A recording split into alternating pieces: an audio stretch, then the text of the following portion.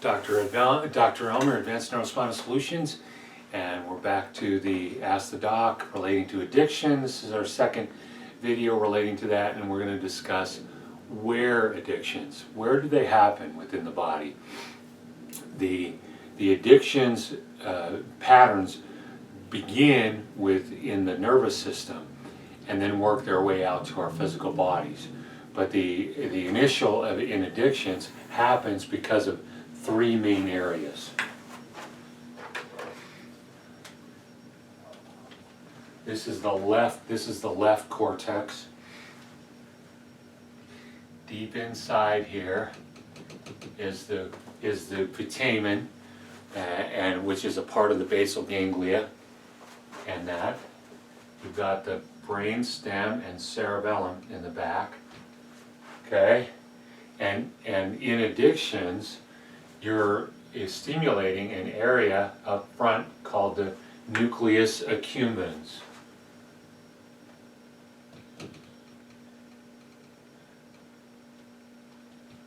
The first area, that is the pleasure center. And there are thousands of different ways to stimulate the pleasure center. Just if you make your bed and look at your bed, that good feeling, that good feeling is initially nucleus accumbens, and it gives you that sense of pleasure for what you've just done. The second area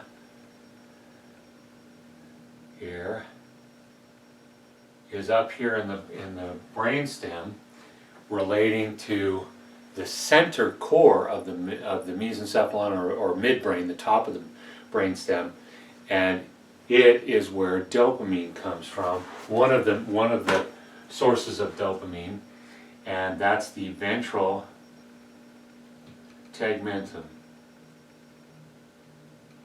Number 2. Okay? So number 2. Now, dopamine is the feeling of accomplishment, but also the feeling of want, and that's going to be really important understanding addictions in terms of what is the outcome of an addiction, and why does it go in the bad direction, and why is it so difficult to unravel. So we stimulate that pleasure center, and it causes the release of dopamine from the ventral tegmentum. It gives you a good feeling, but also the power of want, the want to do it again. And so as I'm doing this over and over again, I'm also affecting an area that would tell me it would make sense not to do that. And that's up here in the frontal lobe. I'll draw it here. The dorsolateral prefrontal cortex. Okay, the dorsolateral prefrontal cortex, and that is an area where you say no. Now there are other areas too, in the prefrontal cortex and the orbital frontal cortex.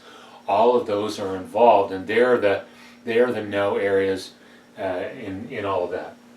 So, because we're activating, we learn that we want. But we're also shutting off this is not a good idea, because I've been told it's a bad idea to do this, or I feel wrong about it, but I did it anyway and it gave me pleasure, and so there I learned. And so I'm telling the dorsolateral prefrontal cortex, hey, back off, be quiet. And a really important concept in neuroscience is what we call the Hebbian principle. That which fires together wires together. Well, in our case, if you don't fire it, it unwires. Dorsolateral prefrontal cortex, if you keep not firing it, keep telling it not to fire, it's going to keep getting weaker. Okay? So then I keep hitting that nucleus accumbens over and over again, and it gives me a pleasure, but each time I get less pleasure because the system is now changing, because I'm pushing that same button over and over, which is really inappropriate. I should be pushing nucleus accumbens from lots of other directions, right? Just sitting at home with your family eating dinner, seeing a sunrise, I mean, all these different things that bring us this little sense of pleasure comes from the nucleus accumbens, but I'm not playing those. I'm too busy pushing that one button over and over again, and the nucleus accumbens is becoming dull, deadened to its ability to do that. Now, each time I do that, it gives less pleasure, but because it's different, the ventral tegmentum learns, oh, that was different, so we're learning again.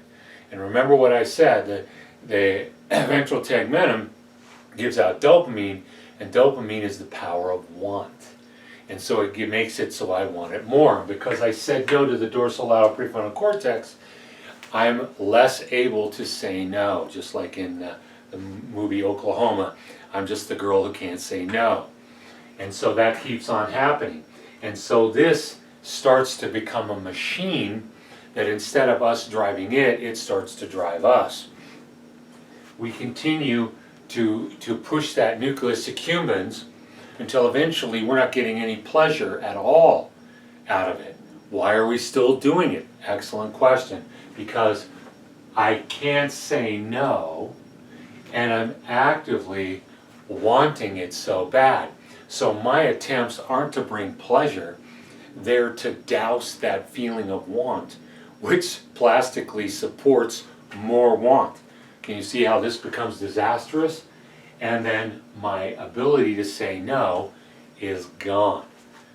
And so now, like I say in our office often, when you understand clearly what the problem is, the answer will appear.